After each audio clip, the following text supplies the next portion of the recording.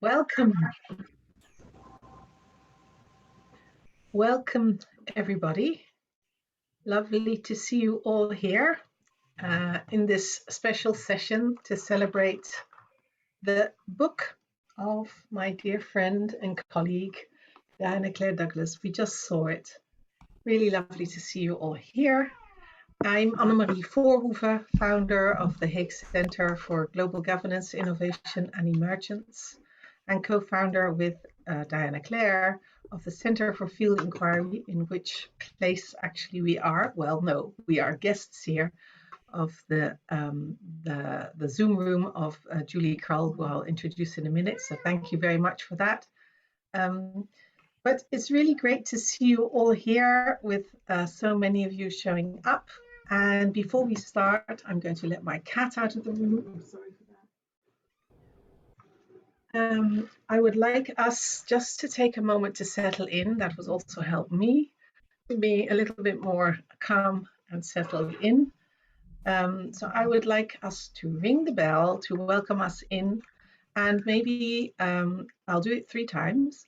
And then maybe you could also at a certain point put in the chat your name and where you're calling in from, so that we also bring in not only in this virtual room, our virtual space, but also the our place, our Earth.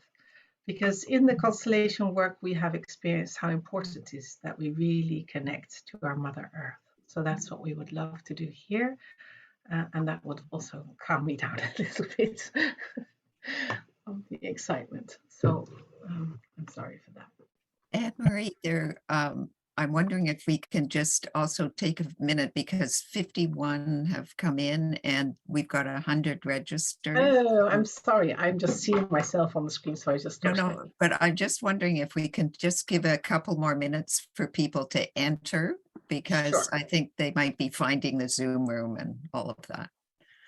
Totally. And we were hearing the voice of Diana Claire. If you put on your video, I'm see you a little bit. Here I am. There you are. Okay, I'm going to put myself there. Okay, let's just take a deep breath. Just take a breath and just wait. We'll wait a minute. Indeed, we'll just wait 1 more minute before I ring the bell.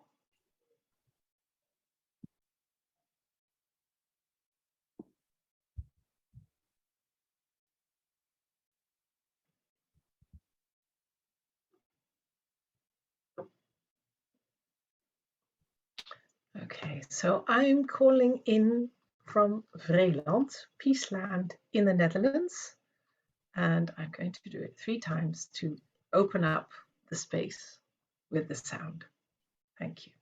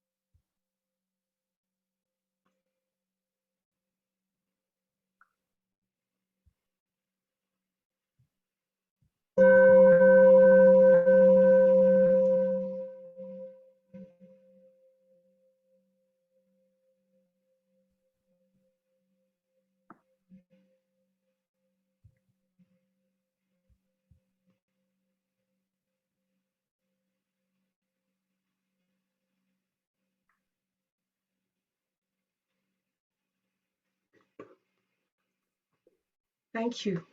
And as I said, we're in the room of Julie, and the host, Teresa, is behind the scenes supporting us. Teresa Collins, thank you so much for doing that and for helping us, Teresa. And I wonder whether you could already bring Diana Claire and Julie in whilst I speak, so that we're with the 3 of us there. And it's not just me, because I feel we're here together. We're gathered here to celebrate the book, as I said, and also to really go more deeply into whole systems design and the inquiry into the knowing field and how we come together and how we constellate for the collective. We're going to say more about that. But we are, as the impulse to set up the Center for Field Inquiry is really to create a place where we can explore the deep questions that we share. And with we, I am certainly referring to Diana Clare. I'm also referring to Julie because in my connections with her in all kinds of other contexts, we have noticed how we are, that's a sharing that we have in our love for life to really sense into deeply what this is all about. And what if we can approach the complexity of the world's challenges with a humble heart and mind, and really deeply explore and listen and stay in a sense of a place of unknowing and in a place of curiosity. And that is how I got to know Diana Clare in 2013, 2014. And since then, we've been working together in doing this in many different ways and also online.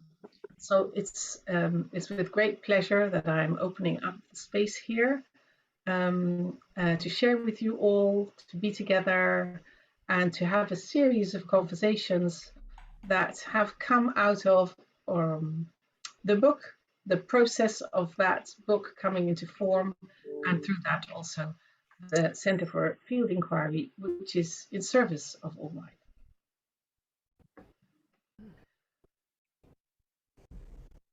We've asked Dr. Julie Krull to help us with this, to be to actually inspire us with her questions, to be a soundboard, I would maybe say, that's how I often experience you, and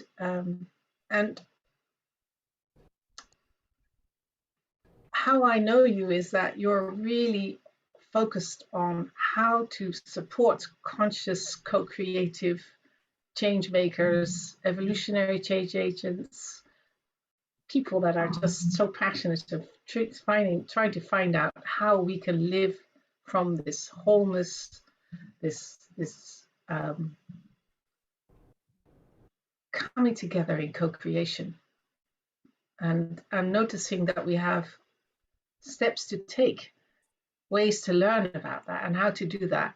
And I really cherish your gift of clarity and of words, led by wisdom and compassion that I have felt, and that we can stay in that space of knowing, not knowing. And so you have many ways. There are many ways to learn more about what Julie offers. And we will be sharing that more also in the chat and in the linking. And well, we'll first experience you whilst we're here. And Diana Clare, I think it's up to you to introduce our other panels, and then you will take it from here. So I will officially say welcome to everybody once more, and please go ahead. Thank you, Anne-Marie. Well, first of all, welcome to everybody. It's so exciting for me. I guess I'd never imagined when we were dreaming up what this event would be, how many people might be interested, and from all over the world. So I want to thank you all. And Anne-Marie for hosting, and Dr. Julie for supporting us in so many ways. Thank you. Thank you. I have the great pleasure of introducing the others who are going to be on the panel with me. And this is because this is the first conversations with colleagues, I just allowed myself to go into who did I really want to do this first one with. And so I chose women who I feel deep love and respect for. I trained with each of them in different stages in my development. I then was able to develop a more personal relationship with each of them and have delighted in that. We have, at times very dynamic conversations with each other about the constellation world and what's coming through that system or that field. So I'm going to start with introducing Sneh Victoria Schnabel, and if I guess she can be pinned so we can see her a little more clearly. Maybe put up your hand, Sneh. So there.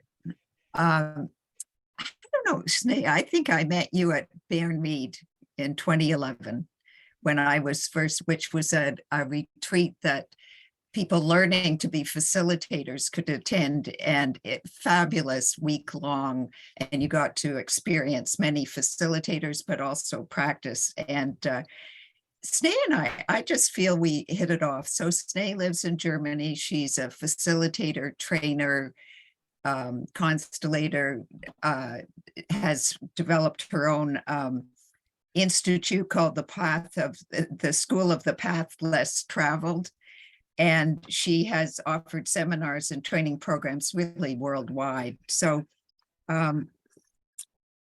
and she, like everybody on this panel, has written books. She is part of a book too, so the co-authored a book. So welcome, Sneh. Thank you for being here. It's a delight for me. Thank you, Diana. It's a delight for me too. And then I'd like to highlight Francesca Mason-Boring. And Francesca was a very important part of my training in the family constellation world and in ceremony and ritual, using constellation and in adapting it in many ways. I've attended trainings over many years with at different times with Francesca, as she's she's in Washington and a little closer for me to get to some things. So I've been participating. Francesca is an international facilitator and teacher of Systemic Constellation. And she's the author of several books, and a brand new one came out this fall, which is very exciting. It's called The Nature Constellations Handbook, an invitation to connection, remembering nature in systems. I can hardly wait to read it. So, and Francesca has been on the faculty for lots of intensives around the world. And yes, so welcome, Francesca. I love that you said yes to this event and that we're here together. Thank you for the invitation, and I'm really humbled. Definitely, I'm inspired by all of you. Angwin and Sneh, both, I hope I could say, are my mentors and really people that I watch and learn from and respect so much, and you as well. I'm excited about your book, and thank you. And it's so nice to see so many faces of people that I really respect and have learned so much from. So I'm very happy to be here. Thank you. And then I'm going to call on Angwin St. Just. And Angwin, I've done it in the order, I think, of when I met you. So, so I think that Angwin, you came into my life after the other two, and I've just loved the depth of our conversations that we've had over the years. And Angwin has specialized in trauma or social traumatology, and there's so much to learn. She's written many, many, many books, and worked for a long time alongside Peter Levine, who's somatic experiencing. So some of you may know of that. And she's just, I don't know, Angwin, how old is the university that you've started, co-founded? We are preparing to celebrate our second anniversary early in the new year. Fabulous. Well, and I think that's with Karl Heinz, right? That you did that?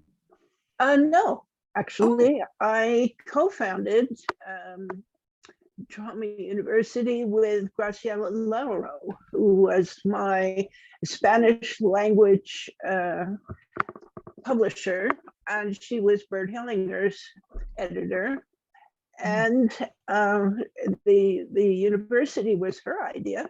And I said, well, if we're going to have a university, we need a faculty. So first on my mind was, of course, Karl-Heinz Rauscher, my creative partner for decades, and Julio Principe from Peru, and Nir Esterman from Israel, and Irmgard Rauscher from Germany. So yeah, Karl-Heinz and I are working parallel now. Thank you. Yeah. So Karl-Heinz is gonna be on another conversation with colleagues in December. So we're continuing these. So, well, welcome everyone. And now I'm going to pass it over to, well, I want to say my role in this. I'm used to interviewing people. And a half of my book is on interviews with nine constellators, and these are 3 of them that I interviewed. And so today's a new role for me, because I'm shifting my hat, I think of it, or seat or something, to being a constellator who's being interviewed or guided in a conversation. So Julie, thank you for doing this. And I'm really curious what that changed role will feel like. Well, thank you. Thank you for inviting me to do this. And I'm thrilled. I'm like sitting in the presence of these rock stars who are here to really help elevate our consciousness on the planet and do amazing work. So thank you for all that you're doing with the constellation work. It's just really an honor and pleasure to sit in this Zoom room with you and to have all of these others joining us as well. I just want to do one little housekeeping thing before we dive into the questions, because someone asked me, if you're seeing 50 boxes or 48 boxes on the screen, you're in gallery view. And if you'd like to just see the panelists who are being interviewed, just go up to the top right where it says view on your screen and click speaker view, and then you'll see the 5 of us on the screen. So if you're seeing a lot of boxes, go to speaker view and you can have a more simplistic experience of these conversations. It will feel better to you. So thank you all. And thank you, Diana Claire, for trusting me and inviting me into this role. I'm really excited. And I have a lot of questions, but I also am feeling the field really ripe to that there's going to be some emergent topics that might be popping that aren't on my list of questions. So I'm really excited to listen deeply and to be here with you. So I'm going to start with Diana Claire and her new book. You've all been exploring the most recent branch of systemic constellation work. And this is an exciting emerging art, and I'm going to say science, because Diana Claire is just like on fire with all of this through her book of how do we elevate this. And I'm excited to help presence that as well. So with this exciting emergent art and science with so much potential and endless possibilities, let's begin with a foundational first question here for you. And let's start with Sneh, since you were introduced first. And I want to ask, what does the phrase collective constellations mean to you? Can you help us define what is collective constellations? And Sneh, you'll need to unmute yourself.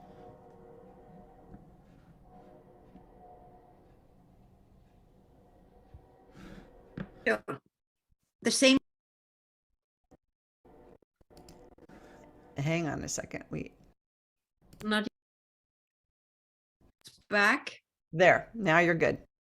Good. Okay. There you go. So your question is a good one, because the same one I asked Diana when she talked about that and wanted an interview about that topic with me. And I said, I don't know what collective constellations are, and I don't think I ever did that. And then she reminded me on a very incredible one, which was a constellation in Bernried that was after Fukushima happened, and there were Japanese people there to take the trainings we were doing, the work we were doing for this week. And in that group, one of those Japanese people asked if I could do a constellation with them to the issue. And of course, it was what you would call a collective constellation, or a constellation for the collective. And by the way, Diana was the soul of Japan, if I remember right. And it was very touching. It was very deep, and we were all very shocked. And in a good way, shocked, like shocked to our very roots, you know, like being alert and awake. And what was also interesting there, and it's a little almost more than what you asked me, but I want to mention it. The people in the group were not so happy to have to do such a constellation. But when you look at the subject, then you know why, because this goes deep. This goes really to all of our roots, and specifically in our times right now, where Monsieur Putin is threatening again and again with this weapon. It is very close to all of us, to the whole world. And so I want to mention it because what happened there and what is happening tonight also can only happen if we already expand all of our being together to the collective constellations mindset, which means we're here having a beautiful time together. And in the same time, we're here when the earth has never been under such dire threat. And with it, of course, all of us. So that is the mega collective constellation that carries us all, whether we know it or not.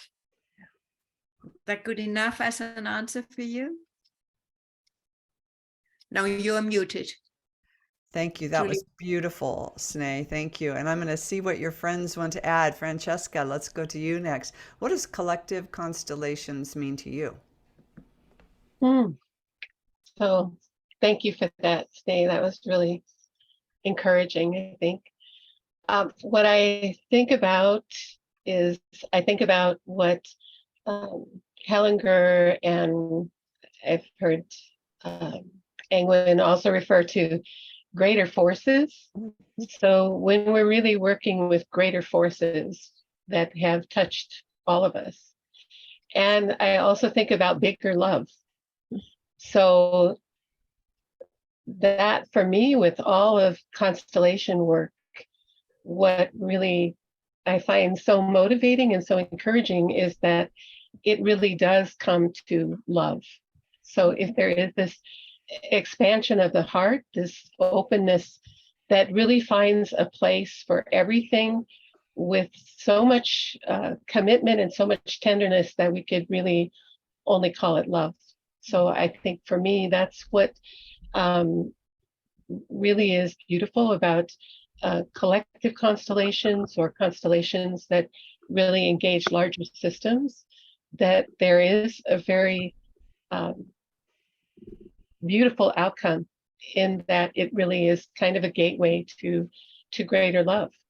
And it really is a vehicle that just by nature includes nature. So I think that it is something that there's not as much separation as we kind of have been conditioned to utilize in a kind of a linear way. So we have this wonderful wonderful field that doesn't have quite so many lines.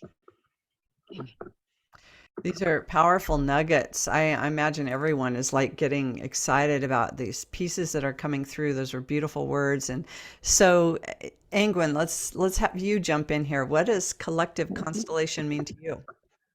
Well, first of all, I was in that constellation, in Bernreid about Fukushima. And I learned from Sneh how to use the group as a resource, which was wonderful. And I went to Bernreid looking for help because the Fukushima disaster really hit me very hard as a historian and a trauma person.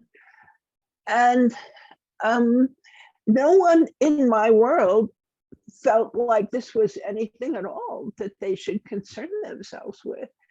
And the denial, and so I was like carrying all the feelings for people who were not willing to look or feel or, so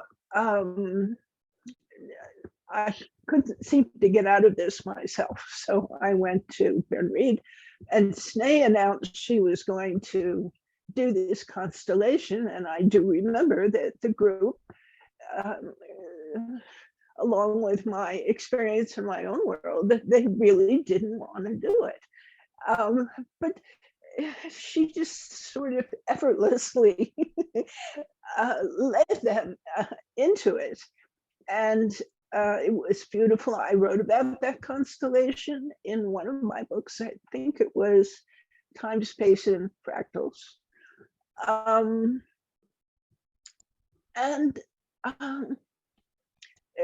If I had to have a definition, I think for me, the collective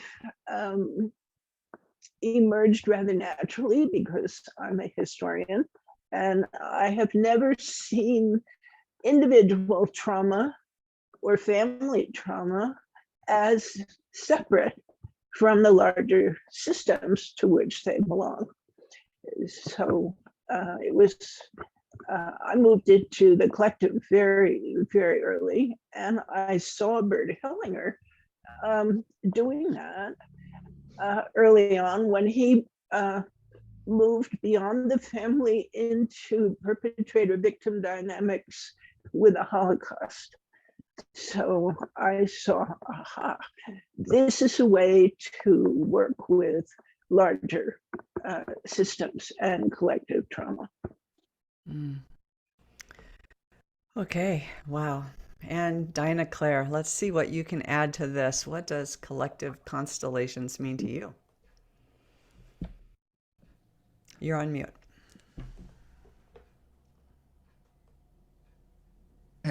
I went on mute because there was a great big truck going by, and I thought maybe we didn't need that sound. I always think that they're part of this too, the energy. So for me, it took me a while to understand this, but I see collective constellations as part of the field of constellation work itself, systemic constellation work. And so what I like to do is imagine there's a tree, and the roots were Bert Hellinger, the founder, and he brought together many, many different modalities that you can feel and sense the thread of all those modalities, like Gestalt and depth psychology and being a Catholic priest originally, and all of those. They're all in there. And then Creative Spirit worked with him, and he allowed what we call family constellation work to emerge. And that was the first, and I see that as the trunk and the first, and then organizational constellation work formed another branch. So using the teachings and principles and practices, it was applied to organizations. And then more recently, we are naming it, but it's been happening for longer, as Angwin was indicating, the collective constellation branch. So I see that all as a big field.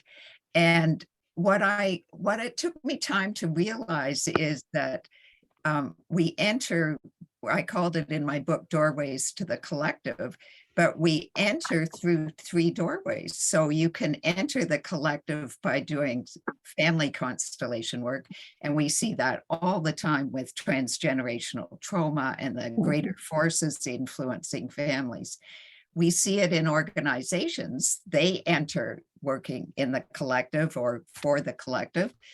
For example, with having big visions of wanting to help us transition to the new paradigm. So how does an organization that sees itself as a little team move into that bigger collective vision? Julie, you would know lots of organizations that are in that process, I think, with the work we do. And then the third one is, for me, it's the doorway is starting in the collective. So what I see an example of that is if we start with patterns in consciousness, in collective consciousness, and we work with that, that's the entry point into working into these large, bigger, complex systems.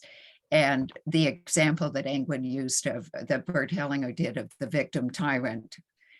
At the Hague Center, we say the victim, tyrant, rebel, rescuer, and survivor. We use a 5-pointed drama triangle. But anyway, if you're working in those kind of patterns in consciousness that are within everybody, we have them inside us and we see them outside. And so my question from the beginning of doing the collective work has been, is it possible, if we work at the level of the patterns, the collective patterns, to shift so that we're not having to manifest them in the physical world as often as we see it? So I mean, there's more that I could say, but I think that's my picture of where we all fit together in our work, in the collective work. So wonderful. I trust we're going to weave some of these themes through with these other questions, but I'm going to start really big here. We're going to go really big, and then we'll come into some more specificity with these questions, because you brought up the collective consciousness, and we're here. So you've all been exploring and sharing messages from the knowing field about myriad topics, from the personal to the collective. All of you have. I want to ask a two-part question here. I want to reflect on where humanity is now and where we might be going in the evolution of consciousness. So let's start with the first part first. From your lived experience and your collective constellation work, where is humanity now? I'm just going to go in that same order. So, Sneh.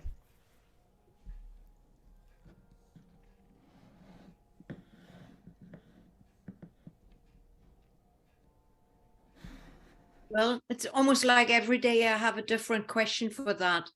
Let's say before the midterm elections, the day before, when everyone thought in United States the Republicans would create the big red wave, I felt in our collective, sense, very troubled, and felt like, oh shit, this is going really, really bad. And then while it all happened in the coming day, I read what was happening, and that the big red wave was merely maybe a little trickle, and still that is open. I felt very happy in that. No, it's actually much better than I thought. And it's nice to remember that again, that things in our collective can actually go better than we sometimes fear. And that when I'm afraid, it's usually because old stuff gets triggered that comes up with that. So. Thank you. Francesca.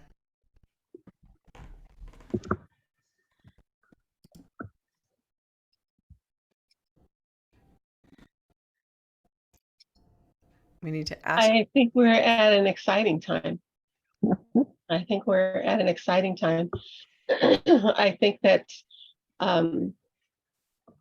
there are times when there just is so much constriction that the natural thing is that it will open. I mean, even the way we breathe, that our lungs go in and then our lungs go out.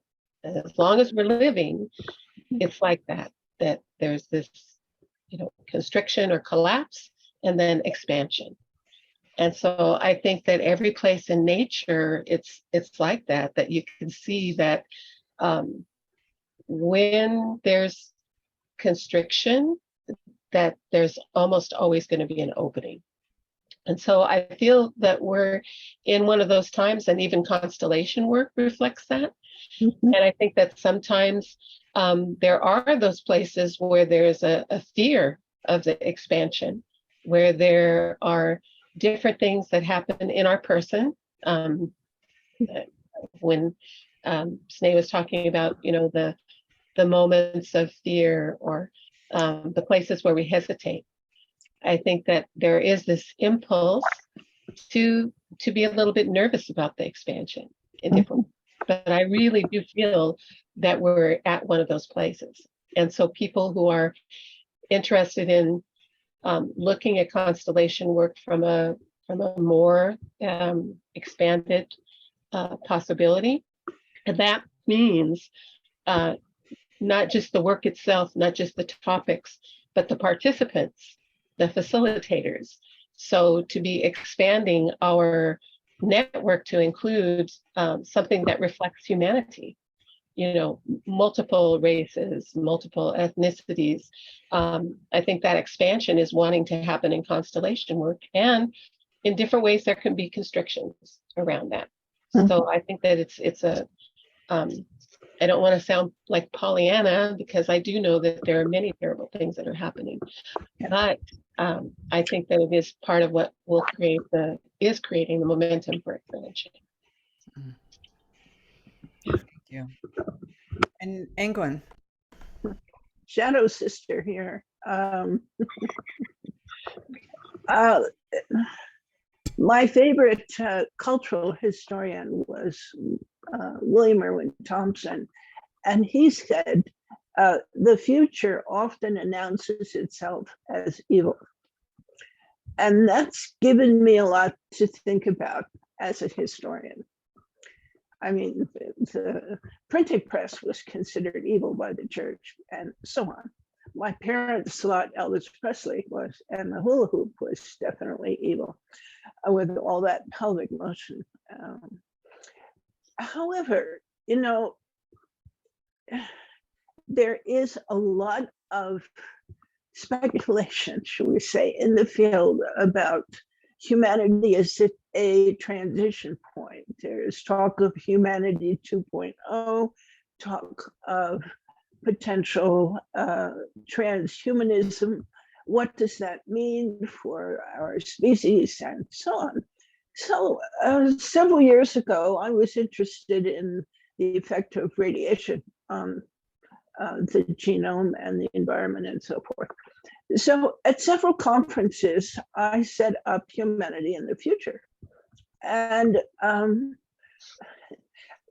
the field showed, I set them 200 years, a man and a woman. And I set up man and woman now and a man and woman in 200 years. And the result was always pretty much the same, that they said, we're fine. We're different. We're very different, and we're not very interested in you. And I thought, oh, well, we're very interested in you. But they really didn't want to elaborate. They just said, leave us alone, we're just fine. So that's kind of a mixed reading.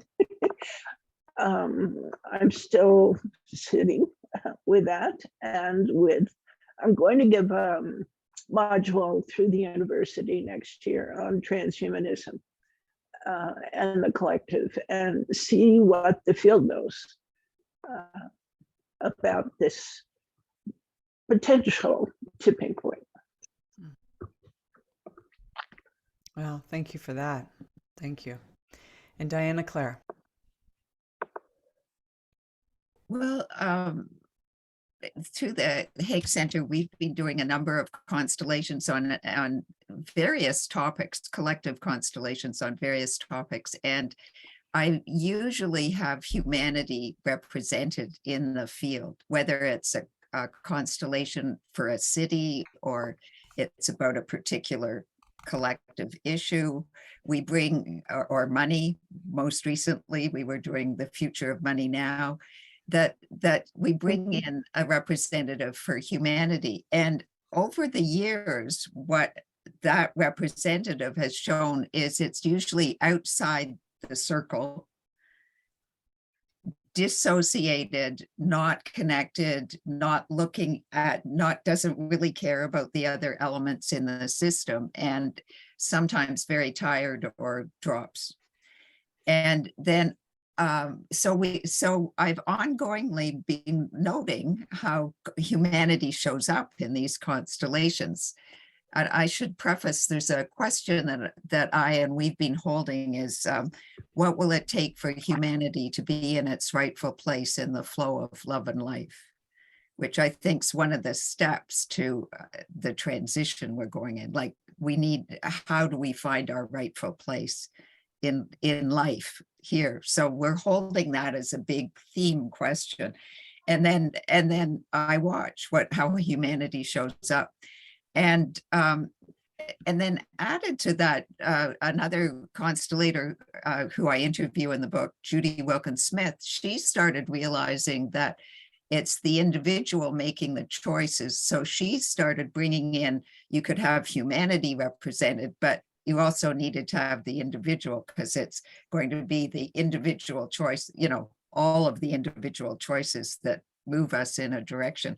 So we've started to do that too, and look at what happens with the individual and whether the individual is able to move in some way through the challenges to a conversation, say, with the emerging future. So at the moment, what I would say where humanity shows in constellation, where it shows up, is it's not actually formed yet as a collective.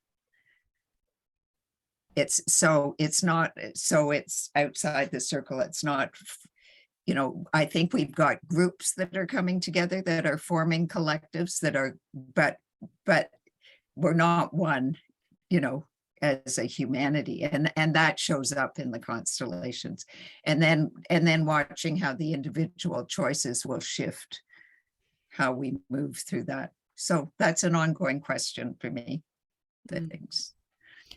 I feel to just pause here and see if anybody wants to jump in or follow through with anything that's been said. I'm feeling that impulse here. So I'm just going to pause, and if you feel to jump in to follow up on that, please do.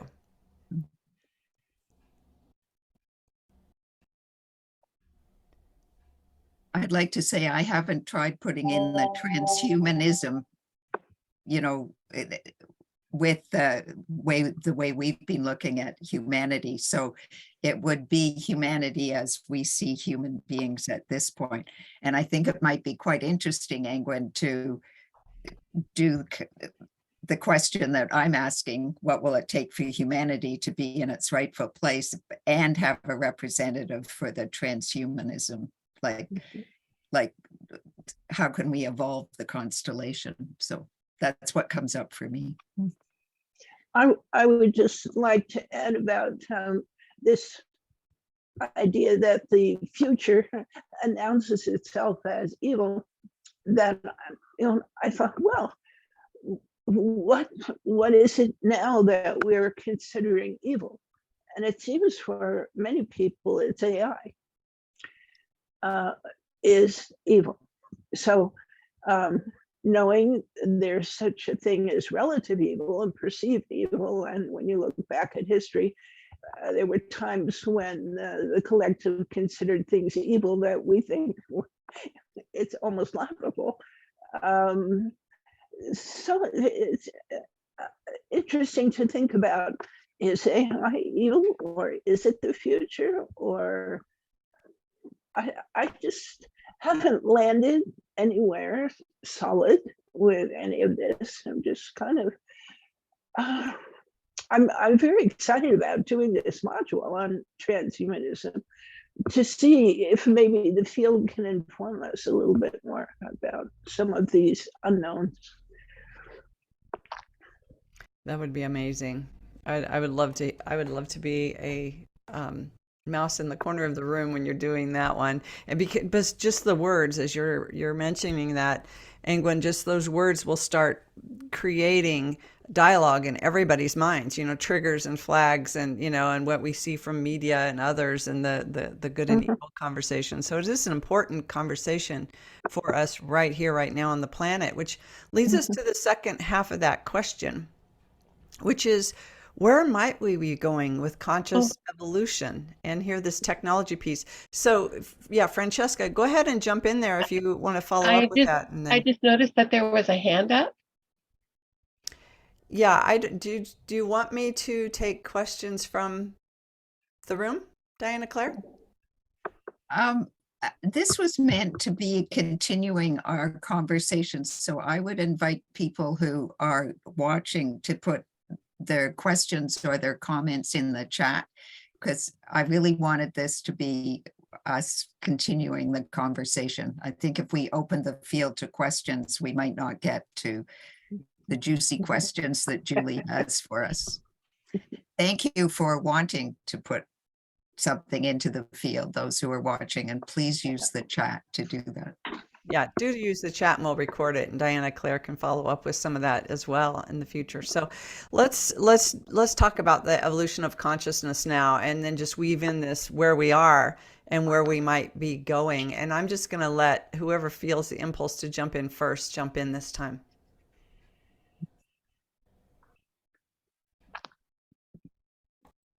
Francesca.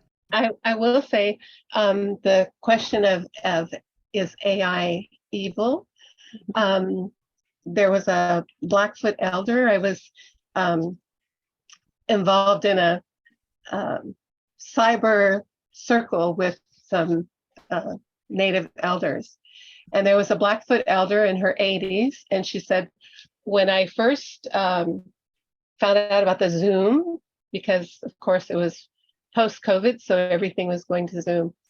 And this elder said, when I first heard about the Zoom, I really thought this is very strange and a little bit odd, maybe disrespectful. So I really prayed about it, and I really sat with it, and I realized this is an aspect of spirit. You can't see it, and it connects people. So now when I know this is an aspect of spirit, I feel completely different. And so I think that one of the things that it makes me think about is that when we're looking at the collective, and when we talk about looking at the future, the other aspect is that when we're looking at the collective in a holistic way, we automatically are including the roots, like really the deepest roots, our capacity as human beings to dream about our relatives, to be connected to each other, to have intuition. So all of the wisdom traditions that have been keenly aware that we are a part of a collective. I think it's important to acknowledge those roots. So when Diana Claire was talking about the roots, I think that that we actually have the tools, we actually have this collective field that is part of our inheritance as human beings, that we innately have access to those wider connections. And I think it's so much a part of who we are. But I just had to share that about the AI, that it's Zoom is spirit. And yeah, I think it's helpful. And it's I scary. belong to a group of physics and consciousness, and this was formed by Deepak Chopra in concert with other quantum physicists like Sir Roger Penrose and so forth. So I thought, wow, that's interesting. All this interesting consciousness is also in dialogue with the quantum physics people, which sort of really expanded my thinking and theirs. They have conferences and they're very focused on this very question, which I find fascinating, actually. Yeah. I think what I would like to bring in is following on Francesca's roots. We quite often work with the emerging future and have a representative for the emerging future. And so, on a timeline, you can have past and future, and then there's the expanded from that is the emerging future. And my understanding of the emerging future is that it is the future could be what we as human beings imagine, and that helps. But the emerging future is actually beyond our human consciousness, at least now, and is calling us forward. It's a sort of pull forward. And then what we discovered is if you bring in the emerging future, you actually need to also bring in the emerging past. And so representing the emerging past, which has us go deeper and deeper into our roots. And that shows quite different things in where we came from as humanity or life on Earth and the messages that come. And so I find that a very helpful structure to work in when I'm doing a constellation, to bring those voices in. People ask me, what do I mean by emerging past? And I think what we can say is, if you look at any archaeology now or all sorts of things are emerging from the past all the time, where, it used to be we thought that people lived in North America. The first peoples came, I don't know what it used to be, but now it's, thousands and thousands of years longer than we assumed. So, both are expanding, and I like to work with that. Sneh, do you want to add anything about the evolution of consciousness, where we're going? I think this is too big for me, because I have really no clue. But there is an interesting question in the chat room that might hint in the direction. It's from Carlo Cecchetti, and I would just read it so you all know it. To me, as humanity, we are at the leap of all or nothing. It does require to have enough people, especially at decision making, to have a culture of trauma, to hold the emerging unity. What is your view on that? And I would like to address that, and maybe that's actually an answer for your question also. In that question, to me, as humanity, we are at the leap of all or nothing. And the important thing is to you, it's for you, it looks like that. For instance, for me, it does not look like that. And that is the interesting point. It's us. I mean, we create the world, we create the future through our thoughts, through our actions, through how much we dare to walk around with an open heart, or how well we have learned to protect an open heart so that if it's needed, we can also protect it and hold it in.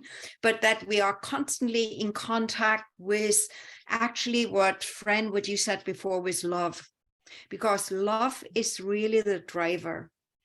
And if we personally can find in us that space where we can connect with love again and again and again, and then we lose it again, and then we find it again. But if that is what we thrive for, also in our constellations, then we can move in an emerging future that looks full of light to me. And I have no clue what it will be. Is that good? That's beautiful. It's beautiful. And what that stirs in me, that this is such an important conversation. And I had the blessing of having a constellation done by Diana Claire and team. And because this is not my wheelhouse, I'm a psychotherapist and have done constellation work and other things, but not in the collective consciousness. And what you bring through, Sneh, I think is really important in that individual perception. In that, so here's how I'm framing this question. We did the constellation blind, and I was fascinated. I was fascinated how we knew the question, so it wasn't a double blind, what Diana Clara calls a double blind, but it was that we went in to represent blind. We didn't know what we were representing. And it was spot on brilliant. It was an amazing constellation. And the wisdom that was evoked was palpable. It was amazing to me. So when you talk about we're all having these different experiences of the world right now, and it is important to tune into our individual experience. In the constellation work, we get out of our heads, out of what we perceive to be happening. We get out of our own, we've been talking about the constriction and the expansion. So with our own minds and hearts, we get out of what fear-based might be there of looking at the world and the craziness and the chaos and the trauma and the healing, and we get out of that and we come into represent these questions like the emerging future and the emerging past. So with that, we can calm ourselves and really look for a pathway forward that brings light back to us. So with that, I'm wondering if you could each talk about the potentiality of this work for the future of humanity and the future of us on this planet, but the future of this work. Where can we take collective constellations to really help us to calm humanity and the global collective central nervous system that's really wired right now? And where can we take this work? Where can we go with it? What does it look like if we were just in this beautiful think tank thinking about all the imaginings of where we could take collective constellation work on the planet right now?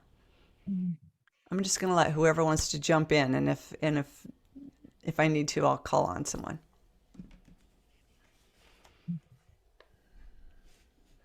Well, I want to jump in because that's actually in the moment at the center of where's my interest also. Like, why do I do constellations with people? What am I aiming for? And I've started last year to have 2 ongoing groups that I call masterclasses, because I wanted absolutely grown-up people that can take care of the imbalances that happen by themselves. And that doesn't mean that it's not permitted to fall out of the canoe, as the Hawaiians would say, but then to understand that there are the others in the canoe that help you back in, if only you swim in that direction, and that is what you need to do. So in these groups, masterclasses, it is about getting our own inner functioning into a direction of mastery of our own emotions, of our own shortcomings, of our fears, and being more able to move in the direction of love, so that at the end, hopefully, and this is all of our hope, that we then walk around like, how do you call that, light towers, like have a light going around us, invisible, but that in situations of crisis or needs or chaos or catastrophe, the people that have taken care of that have let's say learned to shine their light or have enough resources to come back again and again into that situation of letting the light shine, that these people can be there to help those that feel like all is dark, all is gone, we will vanish, we will die, to help and support them and create a counterbalance, so that we as a collective, as a whole, can become centered again. And it needs light towers, and if we can use constellations for that, and we look at for instance, when Ukraine war was happening, we were working on that, you know, to just see like, what does it mean? How does it affect us? What does it do to us? And what can we do to remain centered in that situation?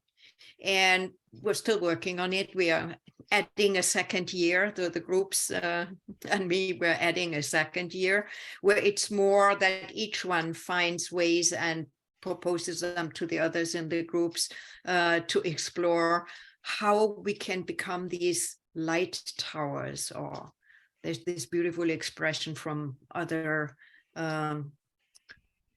people that these people are called light workers. You could call it also like that. But it's not even that you work, but even your presence and the way your heart beats, and you come in a room and then people around you will sense it and will feel it.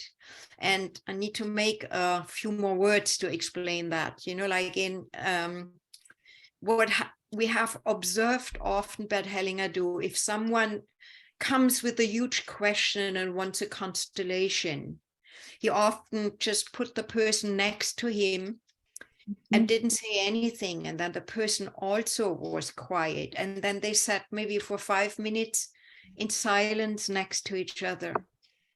At a certain moment, then the person who had the question maybe made a deep sigh and looked at Bert Hellinger and smiled, and Bert Hellinger would nod and ask, that was it? And the person would say, that was it. And the communion has happened, invisible and in silence. That means in that moment, Bert Hellinger was sitting there like a light tower, and the person next to him needed nothing else but be in that presence and be in that light to find their own center and their own centeredness and coming down. And I think if we use the constellation work in the groups we have, little groups, big groups, it doesn't matter, you know, then we can, how to say that? We can kick something in action, which we're anyway already doing through constellation work, but we can consciously kick the ball forward. Yeah. Yeah. Wonderful. I like this light tower image. And at the university this year, we did a whole series on shadow constellations. And what we found, you know, I like the idea of this light circling like a lighthouse, you know, shining light on what's hidden. Because, you know, from systemic theory, we know that whatever's hidden is often controlling the system. And how do we know what's hidden if it's hidden? So with the shadow work, shining light on the blind spot opens up opportunities to then make different choices or additional choices or add resources, but also to look creatively at what is it that's really controlling us here. So yeah, lighthouse, I like that. Mm-hmm. Shining light on the blind spots. And that takes courage, you know that, Sneh. I'm starting a masterclass of my own here because people ask for it, because they want to go deeper. Yeah. Thank you. Francesca, do you want to jump in there? Or Diana Claire, go ahead. Well, I just want to, first of all, Sneh, thank you. And I totally agree with what you said. And I mean, I resonate so perfectly with it. So thank you for bringing that in. I'm just going to say something a little different for me. What I'm interested in is tracking something over time.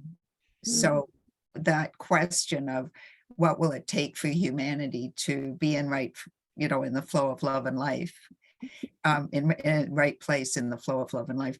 That's like a theme question. And out of that, you can ask many constellations that build towards that question.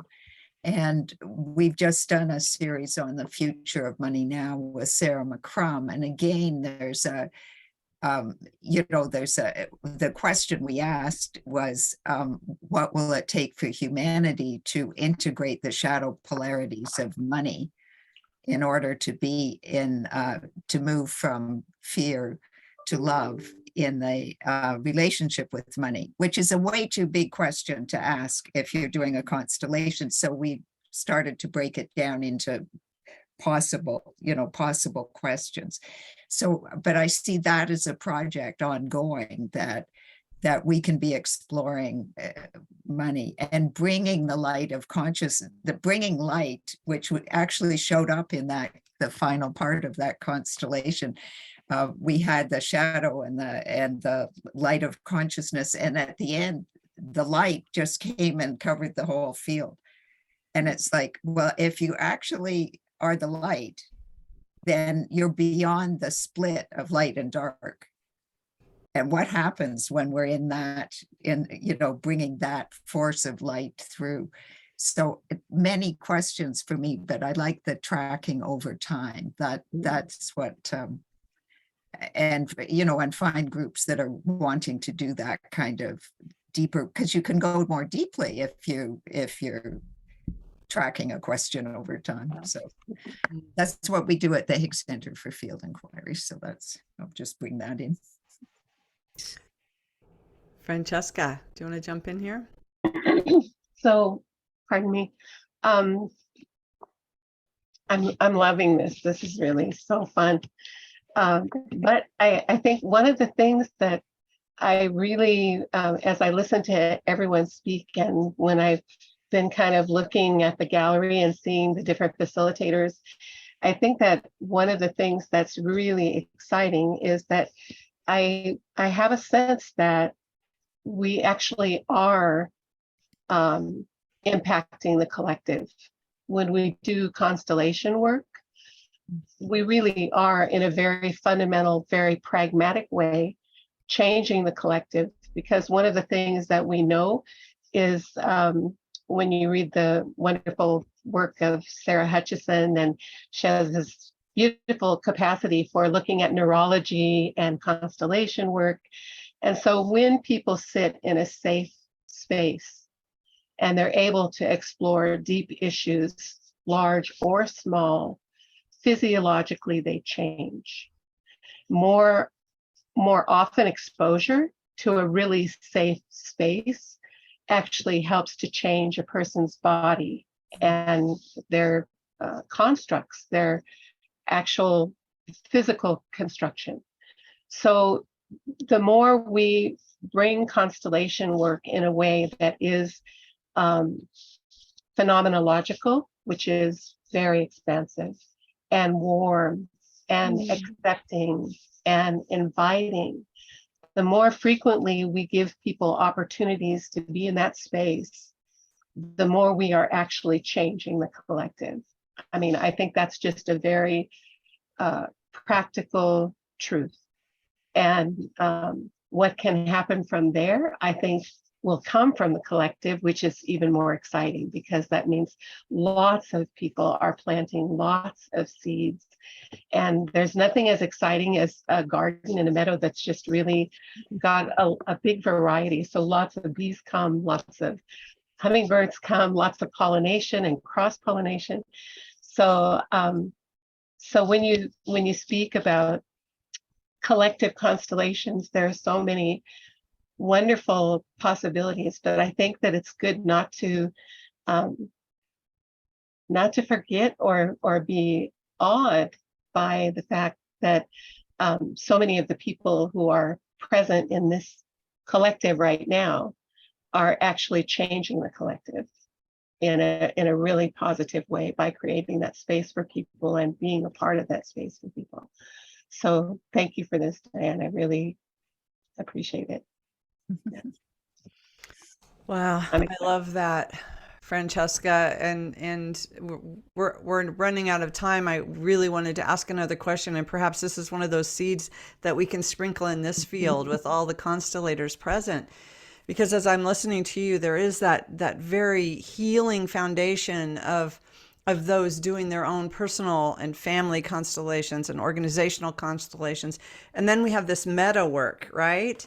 Of really bringing in this higher wisdom and light on the planet and helping us to lead, so that those on that leading edge, that trajectory of that new frontier, we can hold these forms and we can hold the constellation, the collective constellation work, to really lead the leaders here. And so the thing I wanted to drop in, but we don't have time, is literally the accessibility of how can we get this work into more people's awareness and into organizations and into groups and into the leaders of leaders, the networks of networks. And so we're just going to leave that one in the field for future inquiry and for that emergent future. And I just want to, I want to presence a first gratitude, deep gratitude for all four of you bringing your light, your wisdom, your words into this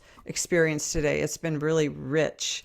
There was a lot of quotes. I started writing notes of your quotables that were just beautiful from the very beginning of only call it love. Like how simple is that? Only call it love. I loved that, Francesca. So thank you for joining us today and bringing this and trusting that this is a light tower.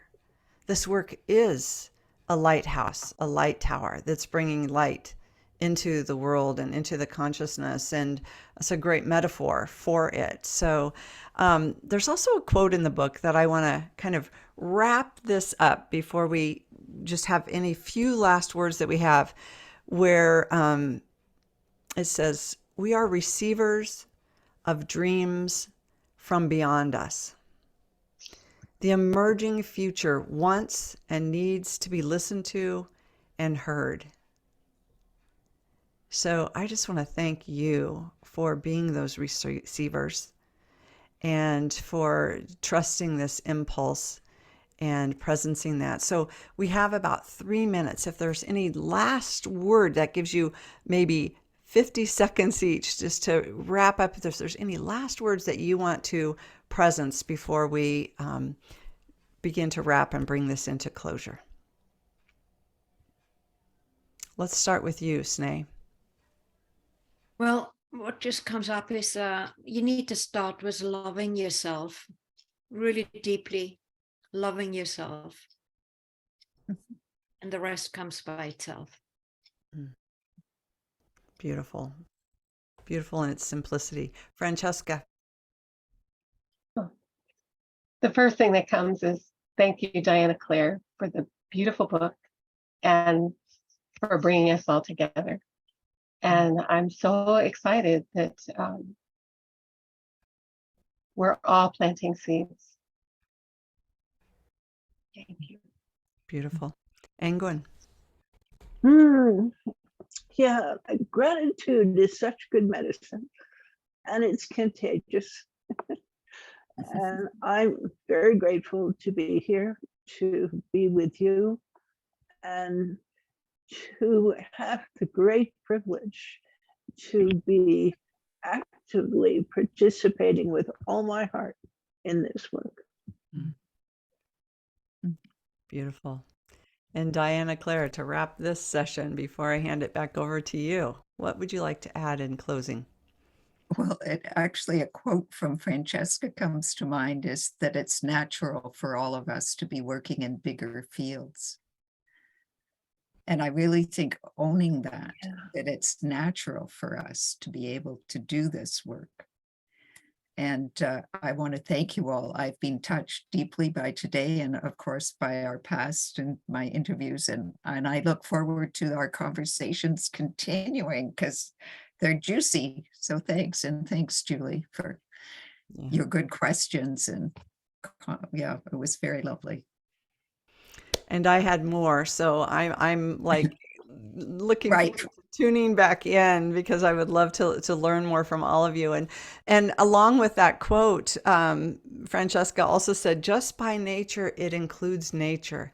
And I loved that part too, that this work is really bringing us, like Anne Marie said, grounded onto the planet, and really including this Mama Gaia that we're all living and sharing space with and breathing.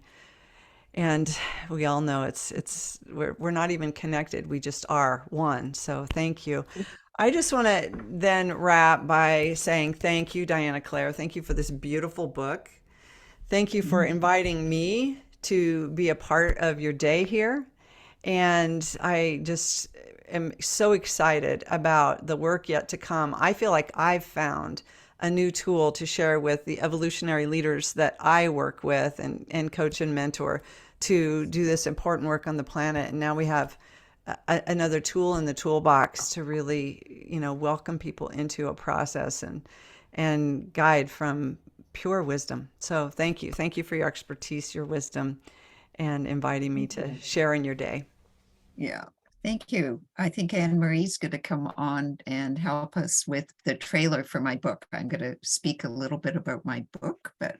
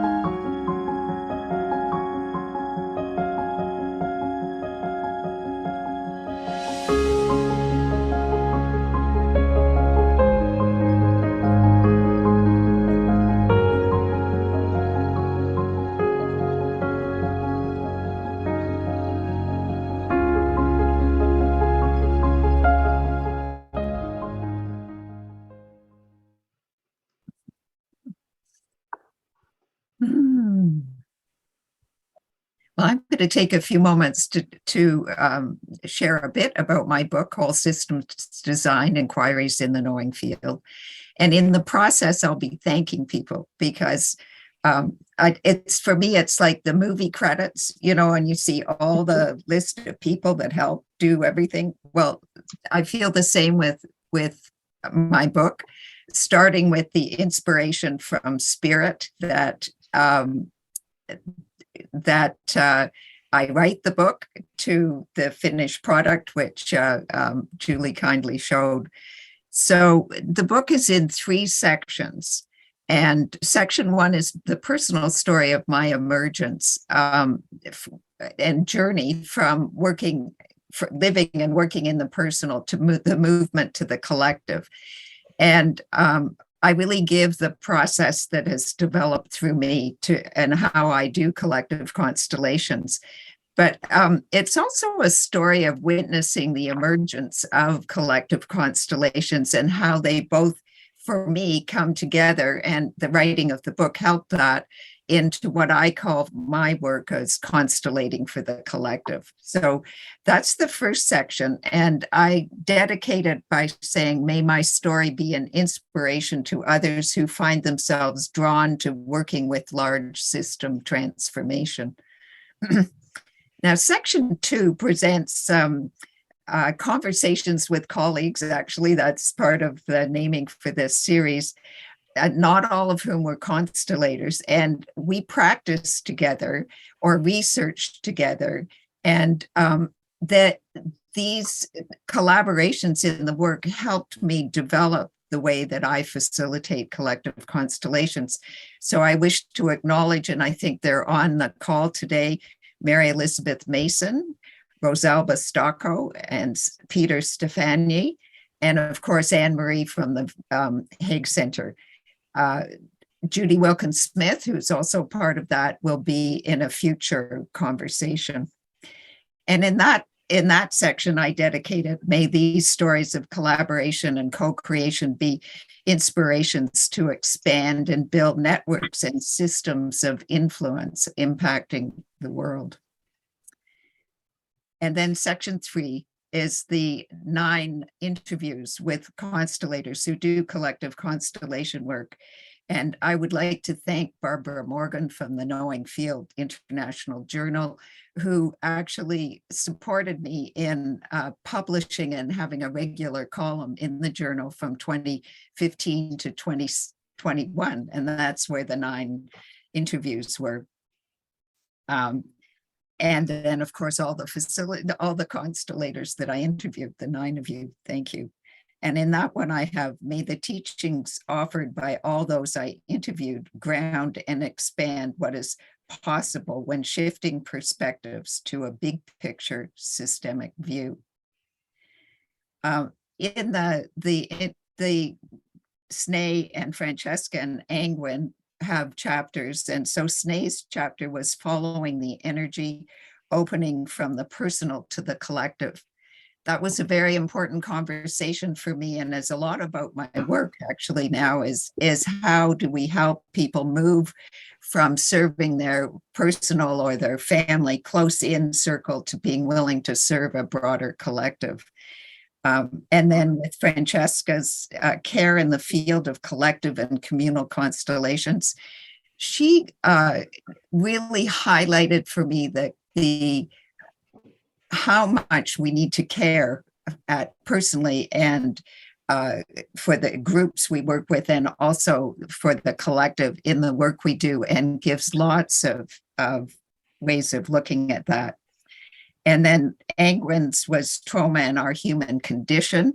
And Angwin and I had initial interview and then several after that, because I attended an incredible workshop in Bristol and London on decolonization. And so that brings up her view and her way. And what I'd like to say, each of these people that I interviewed, they shared, and all of them, they shared so generously of the way they work. And so what the big picture is, all of us work differently. The field works with us, each of us in our own way, and yet there's a common ground in bringing this work out into the world.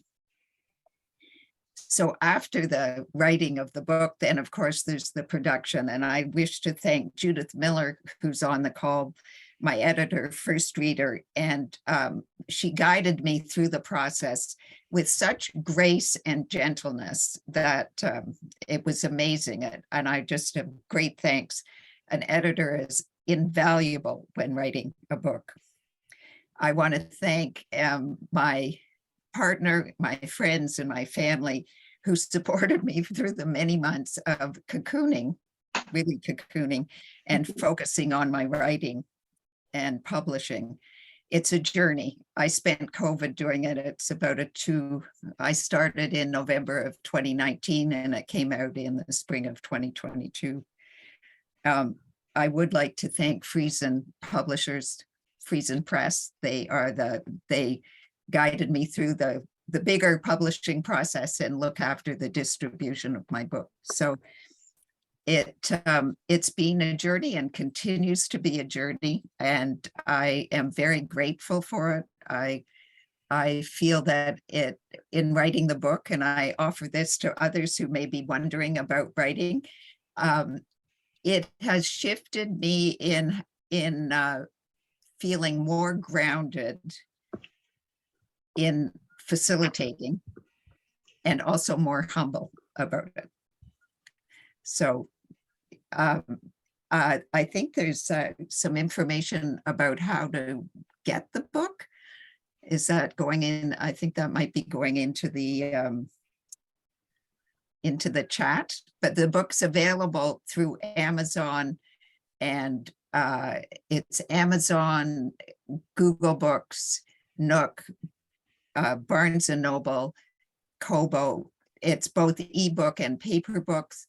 Unfortunately, at the moment, Apple Books is not functioning on Apple Books, and I have a request to my publisher to look after that. So if some of you are trying to go through Apple, that's an issue. And yes, I hope it serves whoever chooses to read it. I hope it serves you and the larger community. as a book to guide us and take us further in our journey. Thank Yes, you, Diana Claire. Thank so you for offering that inspiration. I maybe think we on could the stop share. Yeah. well, no, I think it would be good to just bring in the next slide, because then we don't have to shift all the time.